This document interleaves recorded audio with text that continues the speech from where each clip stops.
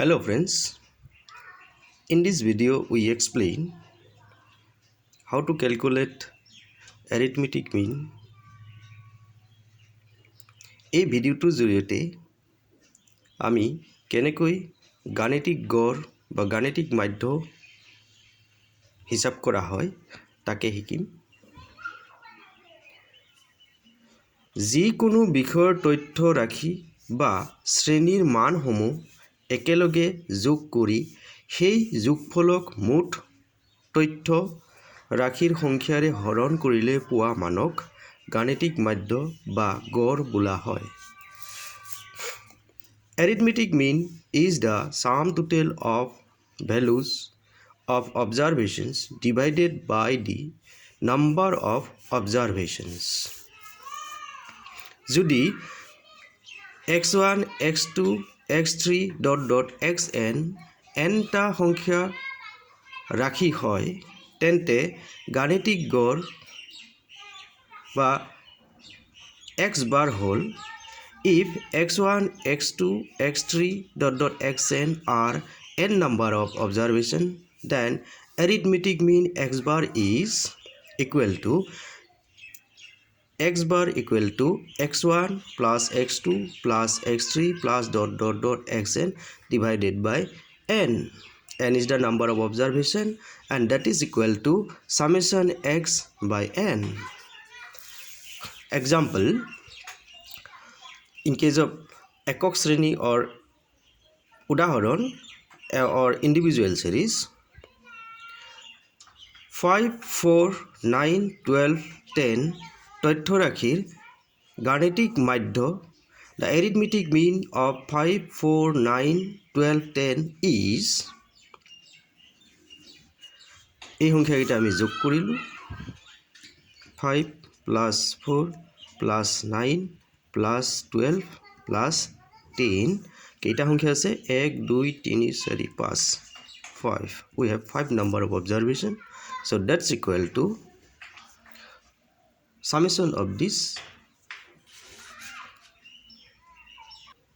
ইয়াৰ যোগফল হৈছে 40, summation of this is 40 by 5 and 40 divided by 5 is equal to 8 or x bar is equal to 8. এই অঙ্কটো আমি অন্য এক ধৰণে কৰিব পাৰোঁ যাক স্টেপ ডিভিয়েজন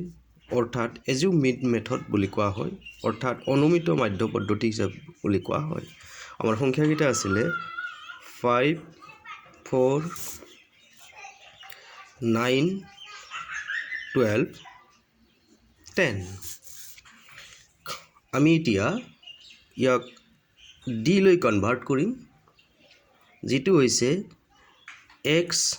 minus ইয়াৰে যিকোনো এটা লম অৰ্থাৎ মাজৰ সংখ্যাটো ললে বেছি ভাল হ'ব so we take it 9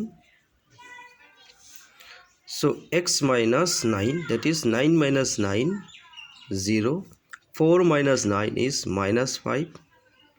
5 minus 9 is minus 4 12 minus 9 is 3 10 minus 1 is 1 so minus 4 minus 5 is minus 9 and 3 plus 1 is 4 so summation d equal to minus 9 plus 4 it is equal to minus 5 এই পদ্ধতিৰ মতে now x bar is equal to ফৰ্মুলাটো হৈছে a plus summation d by summation f or n not it is n so a is the assumed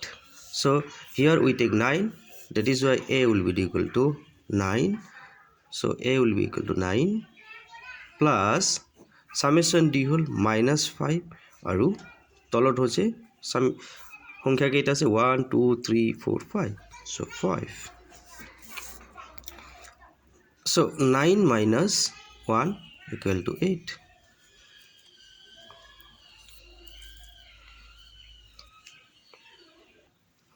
এতিয়া আমি অবিচ্ছিন্ন শ্ৰেণী বা direct সিৰিজৰ পৰা কেনেকৈ গাণিতিক গড় উলিয়াব পাৰি আমি তাকে চাম। অবিচ্ছিন্ন শ্ৰেণীত আমাৰ x দিয়া থাকিব, অৰ্থাৎ ইয়াত দিয়া আছে 5, 10, 15, 20 আৰু 25। লগতে দিয়া থাকিব f, এইটো হ'ল ফ্ৰিকুৱেঞ্চি বা বাৰম্বাৰতা। বাৰম্বাৰতা আমাৰ কেনে দিয়া আছে 5ৰ 2, 10ৰ 4, 15ৰ 8, 20ৰ 5 আৰু 25ৰ 1। সো গোটেইকেইটা যোগ কৰিলে আমি পাম সামেশ্যন f = 20। এই পদ্ধতি অনুসৰি আমি উলিয়াব লাগিব, আমি হিসাব কৰিব লাগিব f(x), অৰ্থাৎ f আৰু x ৰ পূৰণফল কিমান পালো 5 multiplied by 2 is 10, 40, 120, 100, 25। ইয়া আমি যোগ কৰিম summation f(x) = আমি পাম 215। ডিসক্ৰিট মেথড অনুযায়ী ডিসক্ৰিট সিৰিজৰ এই মেথড অনুযায়ী বা এই পদ্ধতিটো কোৱা হয় প্ৰত্যক্ষ পদ্ধতি। সো ডাইৰেক্ট মেথড অনুযায়ী mean, that is x bar, is equal to summation fx by summation f equal to 215. What is the summation f? 20. আমি এইটো পালো, আমি হিসাব কৰিলে পাম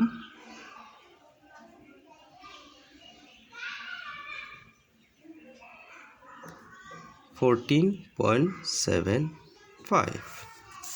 এইটো কোৱা হয় ডাইৰেক্ট মেথড অৰ প্ৰত্যক্ষ পদ্ধতি। ইয়াক আমি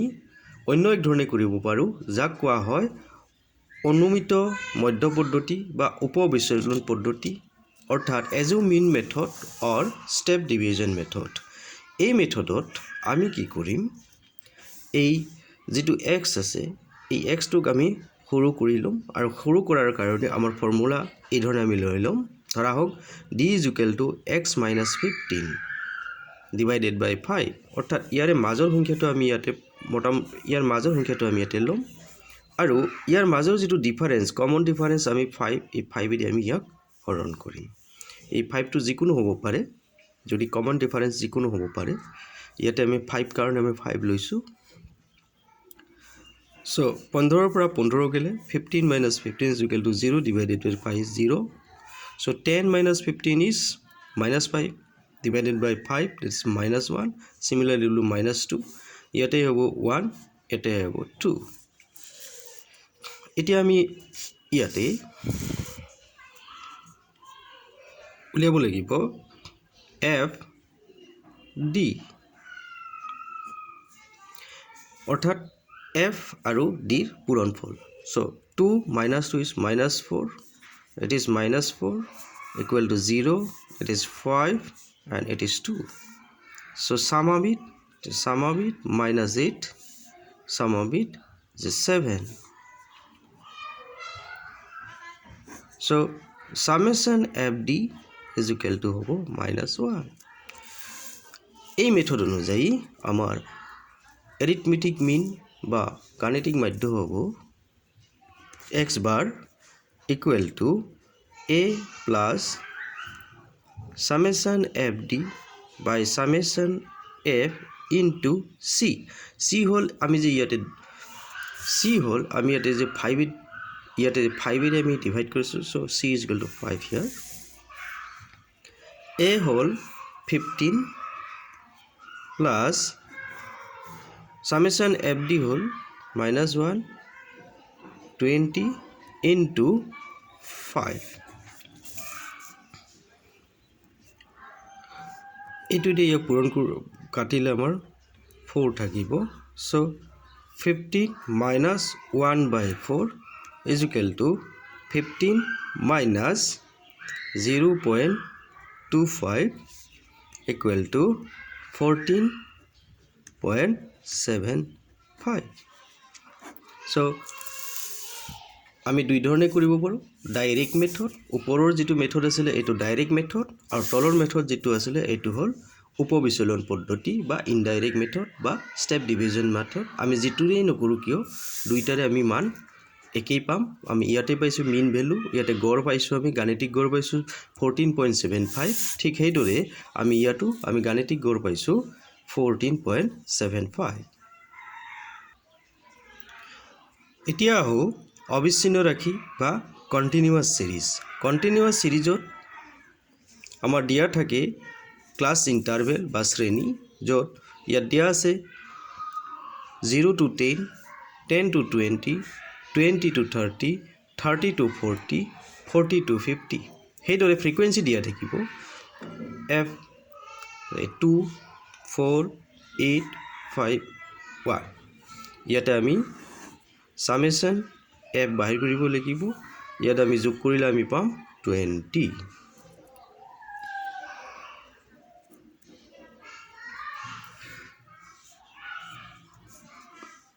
কন্টিনিউয়াস সিৰিজৰ ক্ষেত্ৰত বা অবিচ্ছিন্ন শ্ৰেণীৰ ক্ষেত্ৰত আমি কি কৰিব লাগিব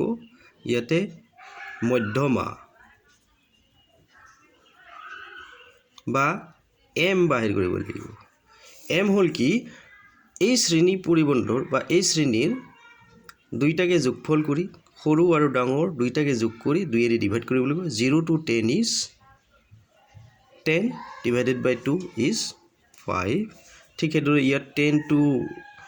20 is 30 by 2 is 15 সেইধৰণে আমি পাম 25 35 45 এতিয়া আমি কৰিব লাগিব f m অৰ্থাৎ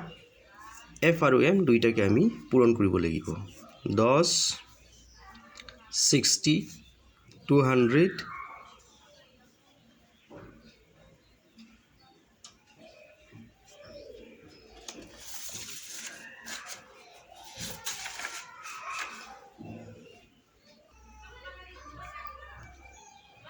175 45 আমি হিসাব কৰিব লাগিব summation f m is equal to আমি হিসাব কৰিলে বা যোগফলটো আমি পাম 490 এতিয়া এই পদ্ধতি অনুযায়ী x bar হ'ব summation f m divided by summation f that is equal to 490 by 20 is equal to 24.5 ইয়াক আকৌ আমি স্টেপ ডিভিজন মেথড বা উপবিচলন পদ্ধতিত আমি কৰিব পাৰোঁ আৰু ইয়াৰ কাৰণে আমি কৰিব লাগিব আমাৰ দিয়া থাকিব ক্লাস ইন্টাৰভেল আমি f দিয়া থাকিব m টো আমি বাহিৰ কৰি ললো যেনে ধৰণে আমি ওপৰত কৰিছো ইয়াত আমি কি কৰিব লাগিব ইয়াতো আমি ঠিক এদৰে d বাহিৰ কৰিব লাগিব d টো হ'ব কি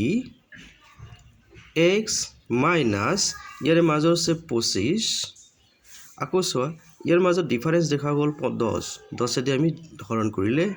এই ৰাশিটো আমাৰ সৰু হৈ যাব অৰ্থাৎ ইয়াতে 0 হ'ব ইয়াতে -1 হ'ব ইয়াতে -2 হ'ব ইয়াতে 1 হ'ব ইয়াতে 2 হ'ব এতিয়া আমি f d বাহিৰ কৰিব লাগিব অৰ্থাৎ f আৰু d দুইটাকে পূৰণ কৰিব লাগিব -4 -4 0 5 2 এইখিনি মাইনাস কৰি লোৱা সৰি এইখিনি যোগ কৰি লোৱা -8 আৰু এইখিনি যোগ কৰিলে আমি পাম -7 ইয়াক যদি আমি যোগ কৰো f d summation f d is equal to -1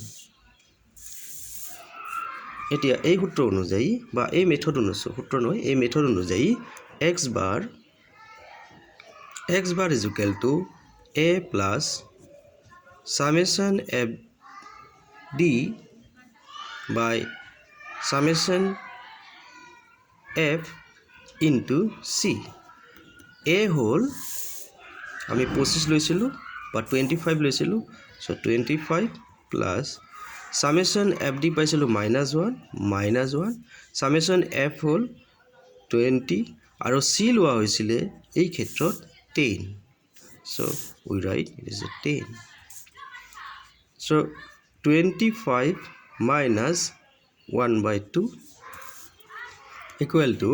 25 minus 0.5 this is equal to 4.5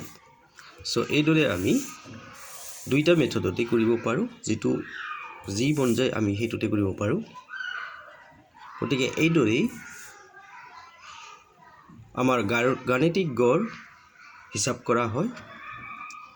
so this is where we calculate the arithmetic mean thank you